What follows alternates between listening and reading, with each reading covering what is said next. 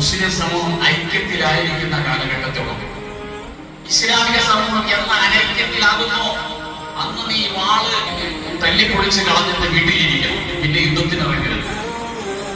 ഇസ്ലാമിക സമൂഹത്തിൽ ഭിന്നത വന്നാൽ യുദ്ധം ചെയ്യത്തില്ല. അവർ ഐക്യത്തിലായിരിക്കുന്ന കാലഘട്ടത്തിലെ ഇസ്ലാം ജയിക്കും, മുസ്ലിങ്ങൾ ജയിക്കും. ഐക്യമാണ് വേണ്ടത്.